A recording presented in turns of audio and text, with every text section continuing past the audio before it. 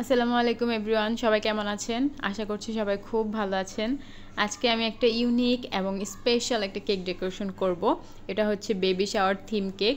আর কারণ নয়, আমার এই বড় বোনের।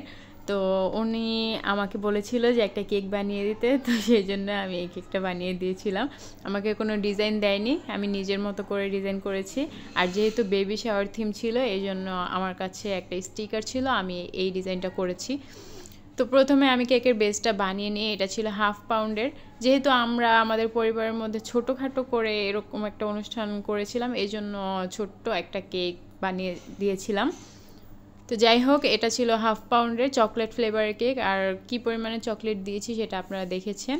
আর প্রত্যেকটা কেকের মধ্যে আমি এরকম বা এর থেকে বেশি আরও চকলেট দিয়ে থাকি। তো এটা 1/2 পাউন্ড, এর থেকে বেশি আর কি চকলেট দেবো। তো যাই হোক, কথা বলতে বলতে এটা আমি ক্রাম কোট করছি। ক্রাম কোট করা প্রায় শেষ। প্রত্যেকটা লেয়ারের মধ্যে আমি সুগার সিরাপ দিয়েছি। সুগার সিরাপের পর আমি চকলেট গানাশটা ইউজ করেছি। যেহেতু এটা স্পঞ্জ কেকের মধ্যে সুগার সিরাপ না দিলে এটা খাওয়ার সময় গলার মধ্যে আটকে যাবে।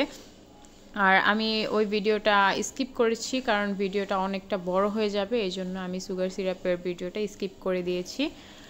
তারপর এখানে পুরোটা কেক আমি ক্রাম কোট করে ফ্রিজের মধ্যে আধা ঘন্টার জন্য রেখে দিয়েছিলাম। এখন আধা ঘন্টা পর বের করে আমি এটাকে ক্রিম কোট করছি। যেহেতু বেবি শাওয়ার থিম ছিল, এই জন্য আমি একটু হালকা স্কাই ব্লু এর মধ্যে ক্রিমের কালারটা রেখেছি। তো এই কালারটা অন্য কালার করা যেত, বাট এটাই আমার কাছে মনে হয়েছে যে পিকটা আমি বসাবো এটার মধ্যে, সেটার সাথে এটা ম্যাচ করবে। একটু পরে আপনারা দেখতে পারবেন। তো একটা পাইপিং ব্যাগের সাহায্যে আমি ক্রিমটাকে চারো সাইডে লাগিয়ে নিয়েছি এবং ওপরেও লাগিয়ে নিয়েছি। এরকমভাবে ক্রিমটা লাগালে আমার কাছে মনে হয় খুব ইজিলি কাজটা করা হয়ে যায় আর খুব তাড়াতাড়ি হয়ে যায়। আর ক্রিমের ফিনিশিংটাও খুব ভালোভাবে দেয়া যায়। চারো সাইডে খুব সুন্দরভাবে ক্রিমটা বসে যায়, কোনো সাইডে কম বেশি হয় না। তারপর আমি একটা স্ক্র্যাপারের সাহায্যে চারো সাইডে একেবারে সুন্দরভাবে ফিনিশিংটা দিয়ে নিচ্ছি। ফিনিশিংটা দেওয়া শেষ হলে একটা প্যালেট নাইফ দিয়ে আমি ওপরেও সুন্দর করে একটা ফিনিশিং দিয়ে নিয়েছি। যেহেতু আমি ওপরে স্টিকার বসাবো আর ফ্লাওয়ার ডিজাইন করব, এই জন্য ওপরে খুব ভালো একটা ফিনিশিং না আনলেও হবে। যতটুকু ফিনিশিং দরকার ছিল আমার ততটুকু ফিনিশিং হয়ে গেছে। তো এখন আমি এটার মধ্যে একটা এডিবল স্টিকার বসাবো। তো এডিবল ছিল এটা, এই জন্য আমি নিচে এটার মধ্যে একটা কস্টিপ লাগিয়ে তারপর বসিয়েছিলাম, যাতে ছবিটা ফেটে না যায়। কিন্তু কস্টিপটা লাগানোর পরেও ছবিটা ফেটে গেছিলো, পরবর্তীতে আপনারা দেখতে পারবেন। ছবিটা আমি বসানোর পরেও বারবার উঠে যাচ্ছিল। তারপর আমি হাত দিয়ে এটাকে চেপে চেপে বসিয়ে দিচ্ছিলাম, পরবর্তীতে আর ওঠেনি। যেহেতু এটা এডিবল, এই জন্য এরকম হচ্ছিল। আর নিচে যেহেতু আমি কস্টিপ দিয়েছি, এই জন্য, না হলে এটা কেকের সাথে একেবারে লেগে যেত আর উঠতো না।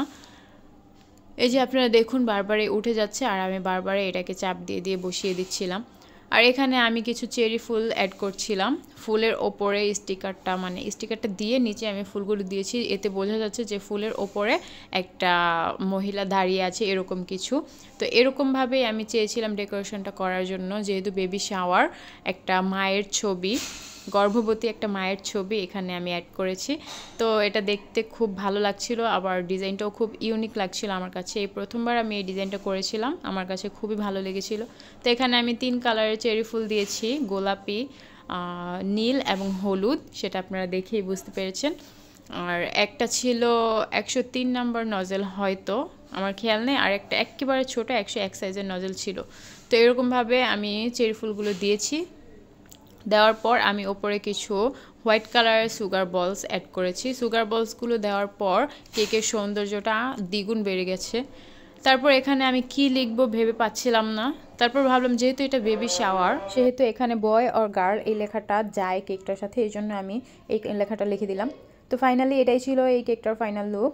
আপনারা অবশ্যই জানাবেন কেকটা কেমন হয়েছে। ভিডিওটা ভালো লাগলে অবশ্যই লাইক কমেন্ট করবেন এবং আমার পেজটাকে ফলো দিয়ে পাশে থাকবেন। সবাই ভালো থাকবেন। আল্লাহ হাফেজ।